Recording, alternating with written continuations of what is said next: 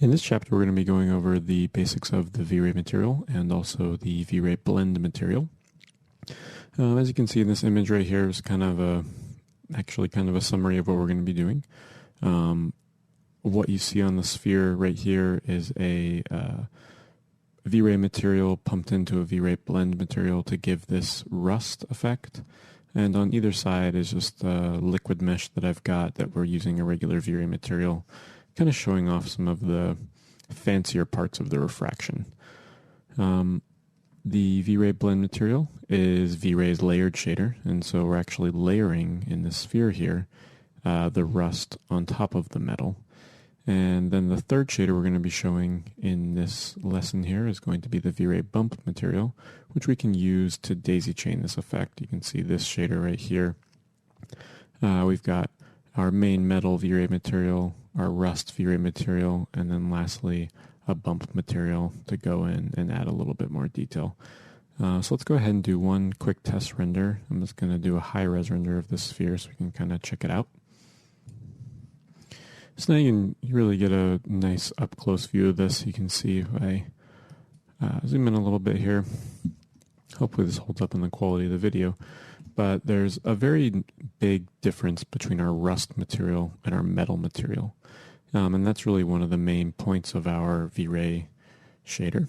That difference is really one of the main strengths to using a layered shader like the Vray blend material, because it gives me control over some of the finer details without having to go back and repaint a map between the rust and the metal. I can adjust things like index of refraction or specular quality without even, I can just leave these parameters on the shader unmapped. So let's take a look at our scene, and what we're going to be doing is rebuilding some of these shaders and just going over the parameters of the Vray material as we go. So the studio setup that we've got two really large softboxes on either side with a top light as well that's a little bit smaller. And if we bounce back over to that Vray frame buffer, you can see that reflected in our highlights. Let's load that other image back in. I guess my other thumbnail doesn't seem to be loading right, but that's okay. You can see it in the highlights that we've got our top light and then our two fill lights on either side. And I am working with the LUT on to help prevent some of these blown out highlights like I get in sRGB. So the LUT is going to roll that off and even out our scene, give it a little bit of that inherent photographic feel. I do like to, if I know I'm going to be using a LUT like this, I do like to do my look development with that LUT turned on through most of the process, just to have a good idea of what it's going to look like in the final result. So let's go ahead and let's just assign I'm going to hide this liquid mesh here. And we'll come back to that in a second. And on my actual Vray material, I'm just going to assign a brand new Vray material. And that's going to be located right here. And let's just graph that. And I'm going to get my IPR rolling as well. And here it is. So there's a very nice soft feel in this environment right now. It's fairly flat lighting. And this is usually where I would start for a lot of my look development for an asset where I don't really know where the environment's going to be. Usually, when we're dealing with materials like this, we would have a look development scene with an HDRI from the show or whatever it may be, but in this case, I'm just going to use the studio setup. So let's take a look at our Vray material. The Vray material is divided up into our basic parameters, reflection, including anisotropy, refraction, and then our bump mapping. Just so that it's actually very rare that I go and turn on the subsurface scattering on this, but every once in a while I do turn it on and just helps multiply some subsurface through things that you may decide later, and you don't want to convert your shader to a Vray Fast SSS, which we're going to get into after this lesson. There's also the middle section here, there's these reflect interpolation and refract interpolation. These get activated when we turn that on with this checkbox right here. And what this is actually parameters to go in and help simplify the reflection or the refraction to speed up on render time, but cut back on quality. So let's go ahead and turn that back off. And let's just start focusing on, we've got our main basic diffuse color, which is exactly what you would think it is. We also have an opacity. We can simply just use however you may need. You can also map something to this for like leaves or pages, whatever ripped cloth you may need your opacity for. There's also a new video worth mentioning on the opacity in one of the new versions of V-Ray 3 that's coming out shortly. I believe it just came out for 3D Studio as 3.2. They've actually optimized the opacity maps even further, and there'll be some additional controls on them. So keep an eye out for that depending on when you're watching this video. Self-illumination is exactly what you think it is, where it's just going to turn your material into an emitting indirect light. And roughness is a little bit of a clay type feeling or dusty type feeling. You can see if I do one quick test render here. Okay, so that's saved out, and then let's just crank our roughness all the way up. You can see that there's almost less contrast. So if I set A here, so you actually don't really feel the directionality of the light as much anymore. You don't really feel this hot spot. Let me turn off the LUT and we'll display it in sRGB. It's probably going to be even more apparent, right? So you can really see that area of that light on the top, and with the roughness, it just gets diffused around a lot more. So stuff like velvet would benefit from this. Say like if you're doing let's turn off that and turn our IPR back on here.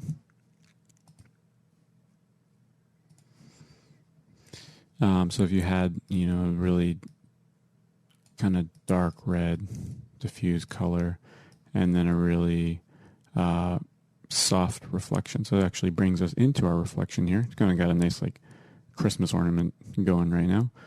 But our reflection setting here automatically has our Use Fresnel checkbox turned on, which is exactly what we want because everything in the world has Fresnel. Chaos Group actually did a little video about it. You should definitely watch that little video.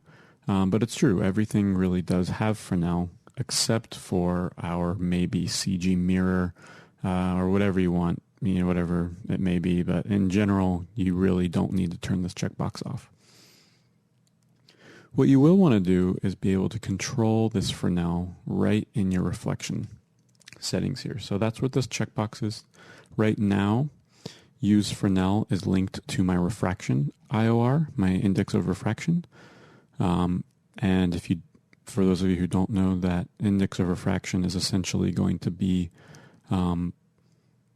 tied to a real-world value that if this number is higher, for say something like 10, it'll be a very chrome type ball. Even 100 would be very, very almost 100%. This is more like a mirror. And then if I had it at say 1.3, that's the index of refraction of water. And you can see with this 1.3, my front-facing faces, as opposed to my edge faces on this sphere, are showing much less reflection. So for something like that velvet, I would probably have this maybe like around 1.6. And I don't really need to look up the real value for this. I can just tune this by looking. And maybe we'll try a really extra crazy soft reflection and tint it with some red as well. There we go. You can start feeling that and, getting a nice, some sort of grunge texture in there. To help break up that specular would help a lot as well, but that would be our nice red velvet.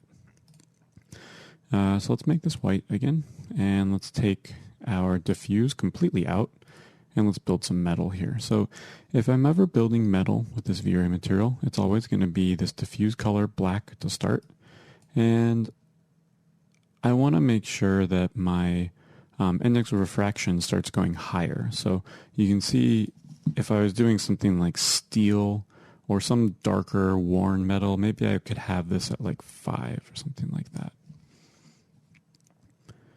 And this reflection glossiness will give us a nice brushed feeling. And we can map a specular color map into our reflection color.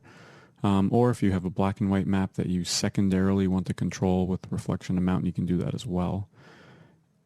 Usually my workflow ends up being only mapping reflection color and leaving amount open so that I can always dial the intensity up and down as I need to. I'd rather build any of the actual textural quality into the actual reflection color and leave that amount slider open for myself. But there are situations where maybe if I have two different types of materials all on the same map that I do need to have this amount value mapped to a texture. But in general, I like to leave it open. Let's go over to our textures here and we'll just start building this. If you see, we can take a peek at this reflection texture that I made. So this was just a photograph of some metal and some grunge across the bottom. That's going to be our specular color. So let's get over to our shader here. And I'm going to just map that directly in. You can already see we're getting to a little bit more realistic of a spot. I did tint this metal a little bit blue, which is purely a style choice. Something to note about metals is that all of their reflection all of their color comes from their reflection. In CG land, we can accentuate this with a little bit of diffuse, but I do usually caution against it because it'll start feeling a little bit plasticky with it. But if you're ever doing like a brushed aluminum product or something like that where there really is almost a diffused quality to the metal due to its powder coating or whatever it may be, then you can start squeaking in some of this, these diffuse values. You can see how that almost, bringing that diffuse color up a little bit makes it feel a little bit more tactile rather than like a completely chrome metal. It's a little bit more of that brushed aluminum feel. But we're going with like a damaged steel, something like that. So something else I like to do is run these file textures through some remap ramps. So let's take a peek at what's going on here. So what I want to do, you can see we do have the old remap ramps. I'm just going to get rid of these for now just so we'll just rebuild it ourselves.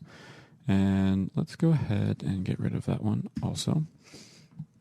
And now what I'm going to do is I'm going to go to the effects rollout and I'm going to insert a color remap. And I want to make sure that I reconnect my reflection color. There we go.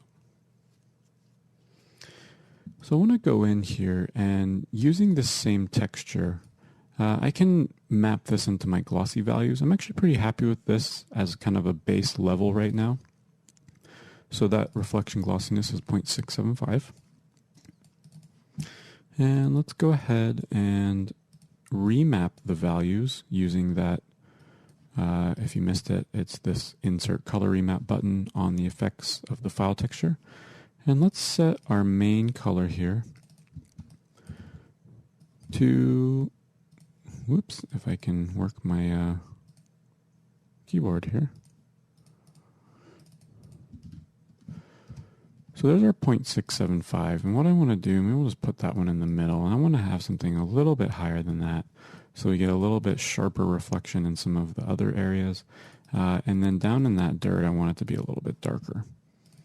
And I'm just going to drag and drop that right into my reflection glossiness.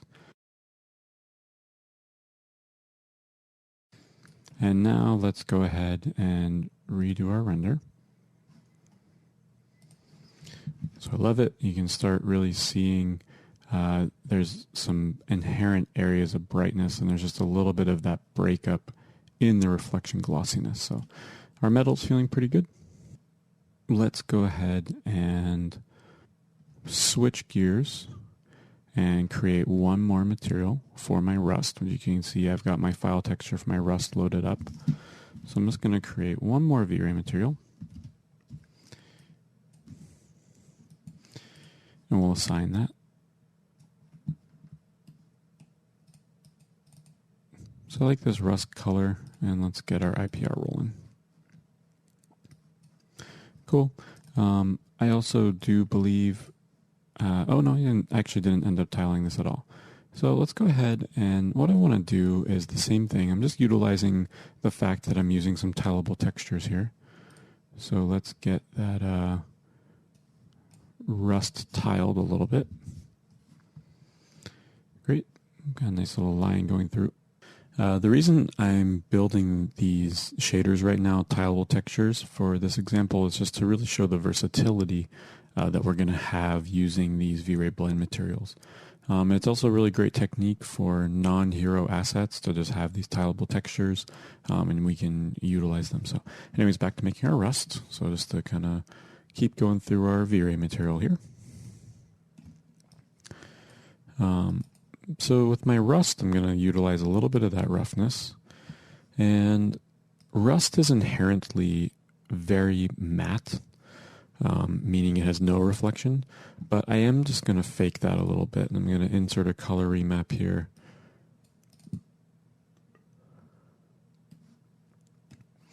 Reconnect my diffuse color. And in this remap ramp,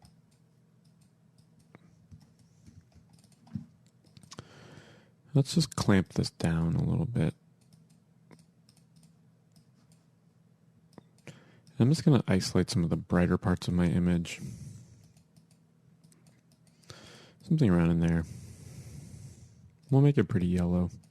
And now we'll just map this into my reflection color. Got to expand that out. So it's there. I'm not really happy with what it's doing though. I want it to just be a little bit of a shimmer over the top. So let's turn that right back down. Something around in there so we can see it, but I just don't want it to be really in our face. So let's do one more remap ramp. I'm just going to duplicate with connections to network. There we go. And this one's going to be my bump map. This bump map here, we can start with black to white. And then anywhere that I really want to have a little bit more of that bump, so maybe we'll just, we'll still, what I did was I clicked, so I still have a range in the highlights. I'm essentially able to move this around so I have a little bit larger areas of detail. Set it really high. Felt like I wasn't really seeing it. Now we're seeing it, so now we can dial that back down again. Cool, somewhere around in there. Feels pretty good. And it might be a little heavy, but now we can get to the juicy part of this whole demonstration. Now we've kind of shown rebuilding our shader here. Oh, actually I just realized I forgot. I am going to want to gamma correct my reflection color. That is a color that I am seeing. Let me make sure that I didn't add one already. I did not. So we want to add this. And now we'll map that into our reflection color. I also would want to do the same thing to my rust, but I did already add the texture input gamma here. And so that's feeling okay. So now let's bust out one of our new shaders here. The first one's going to be our Vray blend material. This Vray blend material is pretty fantastic. I'm just going to delete all my other shading groups here because I don't really, I want to only have my Vray blend material shading group. So this is showing up empty right now because I don't have anything into it yet. So let's go ahead and take a look at this. The way the shader is laid out is we have our base material at the top and then coat materials that can go over top of it. So the coat materials can be like dust over top of glass, which is something we're going to do in this example coming up, or not coming up immediately, but coming up a little later in this video. Also rust over top of metal. You can also set additive mode and you can add additional specular reflection to something if you wanted, and that kind of have a nice way to layer up specular. Let's go ahead and map this in. So let's select our Vray blend material. And I'm just going to middle click drag that base material in. Also, I totally forgot something I do want to change on my, I kind of noticed it here. One of the new features in Vray 3 for metals specifically, they included this GGX specular type. which has a kind of sharp highlight in the middle and a really wide fall off after that. So you can really notice it if I was to go to my specular. Let's just really kind of crank up some of those shinier areas here. But it, in general, has a little bit more of a metallic feel. I actually kind of liked the way it looks. I don't want to mess with this too much. But it's something you can play around with. Blend is a pretty standard one that we're used to. And the difference here is that if I set it to GGX, the fall off will be very soft around the edges. It's actually going a little dark here because it's actually falling off. This is our whole area of fall off where it would be sharper in the center. And it takes lower values of reflection glossiness a little bit better. So now you can see, there we go. So it's feeling pretty cool. So it's just something to play around with. On that Vray material, you can actually change the BRDF type right at the top there. So back to our Vray blend material. So the way this works, I've got my base metal up in the base material. And now let's just middle click drag our rust material into our coat material slot. And you can see immediately I just have a 50% A over B where where the coat material is going over top of the base material. It's also a good idea to name your materials so that you can figure out what they are. So this is metal material. And we've got rust material. And then we've got metal, rust, blend material. I don't really know what to name these things when they're on the blend materials like this. But if we take a look at this blend amount, this is where it really starts to get pretty cool. I can actually just dial this up and down. And you can see full white is going to be only that rust material. And full black is going to be my metal material. So now I can go in here and bring in a new file texture. And this file texture, actually I think we've got it loaded up already. I can just drag it down in. So it's this guy here. Here's our rust mask. Let's refresh swatch so you can see what it looks like. And now let's just drag that directly into my blend amount. And there we go. We get that really beautiful rust and metal combo. And you can actually see it's as simple as just updating this map. As you can see, if I invert it, now it's an ultra rusty ball with a little bit of metal. With building a shader like this, it's as easy as updating the map, and you will get a completely different result.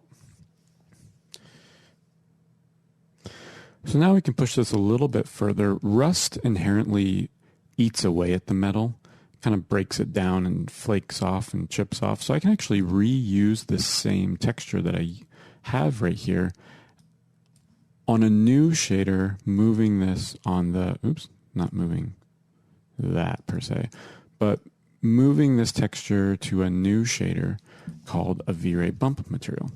This Vray Bump material is a very easy to use shader, and all it is a secondary bump material, kind of like daisy chaining a 2D bump node together. You can see it still has all the same control, like normal map, bump map, whatever. But I'm just going to reuse this texture. So here's my rust mask going into my Vray Bump. And I'm going to plug my blend material into my material slot at the top. And now I'm going to go ahead and connect this new Vray Bump material into my surface slot. And now let's go ahead and give that a render. And so right off the bat, we're getting our, and this is actually a nice example, even though it's way too high, the bump value is too high, you can actually see what's going on. I'm getting a bump amount on both the metal and the rust. So I wouldn't actually be able to assign, I would have to assign this as my bump map to both, and I've already filled my bump slot on my rust anyways. So you can already see the level of complexity that I'm starting to get here. So now let's just get it dialed in a little bit better. So on my Vray Bump material, let's set this to like -0.1. because I want that same mask that I'm using to bump down in. So that's a little too strong still, so let's maybe even do like 0.05, negative 0.05. And now that's starting to feel a little bit better. So I didn't actually have this at the beginning of the video, but let's push this even further. So I believe I've got a scratches texture here. Scratchy, yeah. So let's use a new shader, a new V-Ray blend material, and let's stack in another V-Ray blend material on the end of this shader. So let's go ahead and connect. Maybe we'll hide our history for a second. There we go. And let's go ahead, connect our V-Ray Bump into this blend material. And let's create a new V-Ray material. And this one's just going to be perfectly clean chrome. A little bit of glossiness. And let's unlock that for now and set this to 20. So it's a very bright, and maybe we'll try that GGX as well. There we go. And let's get rid of that shading group. Remember, I only want that original shading group going into the material. So let's go ahead and get that new blend material assigned. And let's add in our coat material. So here's our nice bright chrome. And right now it's just 50% opacity over to the top. And let's use our scratch texture right in there. And we want to invert that. So this is kind of a subtle texture, just so you can see it. So we actually probably see it quite a bit across the top. So let's go ahead and look through our perspective. And just IPR straight from the top here. I feel like it's in there, but just to be safe, I'm going to set this to like neon green really quick. Oh yeah, so there you go. And so, you know, maybe that what that tells me is that the mask is really, I'm not really able to see enough detail. I guess it is definitely adding it all in there now that I look at it, I can definitely see it. But maybe we'll try a different mask. So I've got this other scratches. That's a little bit more of them. And now let's turn off that invert. Ah, yeah, there you go. So now you can see we've got even more detail happening here. So if I set this to green again, you can see exactly where that's happening. So this is actually able to go over top of the rust, almost like my material was rusting away, and then there was a new, some sort of damage that scuffed it and exposed new, bright, clean metal underneath of it. So let's go ahead and do one quick high-res render from the shot camera so you can see it. And let's turn our render on. So cool, not so shabby for a sphere. And this shader I could assign, if the UVs are laid out nicely, I could totally just assign this straight onto some background objects or midground objects and they'd look awesome. So what we're going to do next is switch gears and go back to the V-Ray material. And I'm going to hide, so I'm going to name this is our Metal 2 GeoShape. I'm going to save this file for the work files. And let's open up our outliner. So this is our Metal 2 sphere. This sphere here just has a standard, we can actually get rid of these. There we go. And let's go ahead and show our liquid. And hide our metal sphere. Cool. So let's assign a new V-Ray material.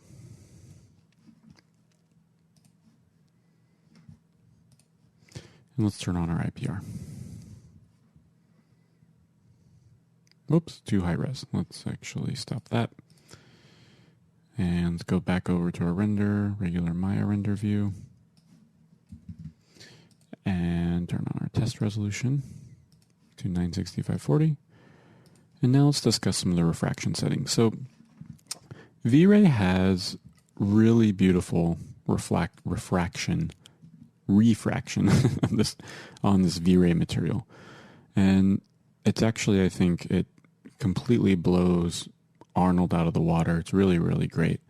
And I'm actually not familiar with RenderMan's refraction, but anyways, this works really well.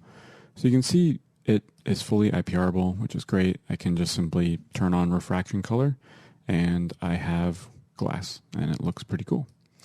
Let's just isolate this right onto this one here. And it also, if you have your refractive caustics on, this will focus GI rays and give you some really soft caustic-y kind of effects in shadows. You can sort of see that happening right there. If I turn this, let's focus on that one little area, and you can see if I turn off these refractive caustics, it gets much, much darker down in there. So it does some really cool stuff, and you can actually see, even without adjusting my shadows yet, that shadow feels pretty good. The caustics will also obey the color. You can see this is now propagating some color down into that refraction. I don't know where that red's coming from. That's kind of funky. I can see it in there too. But anyways, it's probably getting multiplied by the diffuse. Let's turn that diffuse totally off. There we go. And now if I crank that, yeah. So something funky with the diffuse, getting energy conserved. But this is actually still, even though it appears because of the caustics to be a colored shadow, it's actually not yet. If I turn off these refractive caustics, you'll really see that showing up. So those refractive caustics should be a little more additive than that. And there's a checkbox here to affect shadows. And now you can see I'm getting the colored shadows. And if I turn back on my refractive caustics, they're going to brighten that area even more and feel like they're focused in. So that's cool. And this affect shadows is very important, in my opinion. You always have to remember to turn that on. And then you have affect channels with the refraction. So if you want your alpha to be transparent, you have color plus alpha. And what's very unique in V-Ray here, you can actually, other renderers do have this functionality too. It's not totally unique, but it does work really nicely. You can set this to propagate that refraction to all of your channels. So meaning if you had like reflection, or sorry, let's go to lighting here. You can see this is solid black. But if I set this to all channels, I actually get that lighting information going through the refraction. And it makes it so I don't even need this refraction pass anymore. Depending on the work I'm doing, I usually leave this as color only. I don't usually like transparent alphas unless it's a live action situation, then it can be helpful. And even then, I feel it's better to have a beauty pass of the CG refraction and then do a separate render layer of that transparent alpha. So you'll notice this is solid color mapping through it, but V-Ray has a really beautiful feature in this fog values right here. So the fog color, fog multiplier, and fog bias. If I hit stop, yeah, we're going to hit stop. So the fog bias, unfortunately, is one value that does not work in V-Ray RT. So this fog bias is essentially the curve of this fog color. And what I mean by fog color, let's set this back to white, is that it's going to multiply color into your object based off of depth. So if I set my fog color to this darker greenish, bluish, something around in there, and I set my bias to say -1, you can see that's actually increasing or adjusting the curve to have a lot more contrast so it gets darker faster. What that also means is it'll be more transparent in the smaller areas of my geo. So now let's go ahead and turn on my IPR. Looks awesome. May or may not be what I originally intended. I can now brighten that color. So that's looking pretty cool too. That's way cooler than the original stuff I had up on my screen. I really like this darkness, and let's say I wanted to get this a little clearer right in here. I'm going to stop my IPR. I'm going to adjust my fog bias a little bit lower. So now we're starting to get a little bit more of that light coming through, but this one a little bit darker. So maybe if I just brighten that color a little bit. Oh no, I like that black though. Yeah, that's cool. So we'll say that's pretty good. But you can see the relationship here. So if I have a really dark color, I'll get really intense black values multiplied through. And if I just have a straight color, it'll never really go to black if you don't have any value in there. But it's very, very beautiful effect. And you also have a glossiness value in here if you needed soft refraction for like frosted glass or something like that. And this refraction fog also does change the shadow color as well, which is nice. But it doesn't really change the way the caustics react as far as I can tell. I always think that they seem a little too bright. But this refraction fog is a really amazing feature. I tend to use it on drinks all the time. Like if we've done like cocktails in a glass and you want it to have some sort of this color fade based off on depth. We also did some Jolly Rancher commercials at PsyOp, and we very heavily utilized this. You can look that up if you want to. The last feature in the refraction here that I want to touch on is this dispersion effect. This dispersion effect is a chromatic aberration in the refraction. So let's go ahead and I'm going to turn on my reflection as well so that we get some nice highlights going across the surface of these, which also means we're going to be refracting highlights. And now I'm going to turn on that dispersion. And I've got my dispersion aberration here, which by default at 50 is not going to be too visible. If I set this down really low, it'll be really extreme. So just for the sake of the demo, I'm going to set it to 5. And you can see the IPR, it is IPRable. It's a slightly slower effect, but you can see when it cleans up, you can see what it's actually doing in through here. So let's do one quick test render. There we go, totally gorgeous. And you can actually see if we zoom in here that we're getting chromatic aberration across those artifacts of the refraction. It's even more visible if I actually look at my refraction pass by itself. Especially down in here, you can see I'm introducing these yellow and red tones throughout and just kind of breaking it up even further. So if you're ever doing anything hand-blown glass or something like that, it could be really helpful. And also just to bounce back, and let's take our really fancy glass shader that we've got here, and we can actually even make this into a V-Ray blend material. So let's create a gray shader. And this is going to be our dust material. So a little bit of darkness, a little bit of roughness, turn on our reflection, give it some really soft color in there. And there we go. So that's looking cool for some dust, maybe a little bit less reflection, a little bit more roughness. And I can layer even a glass shader like this. We can make our fancy glass a little bit old and dusty. So let's create a V-Ray blend material. And let's go ahead and I'm going to connect my V-Ray material to the base, the glass, and the dust is going to be the coat material. And let's go ahead and use a snow texture and set this to be black and white. And let's make that snow be our blend amount. And now let's go ahead and do a test render. And you can see I'm getting this really awesome effect of just having this kind of gray dustiness over top of it. And this should IPR as well.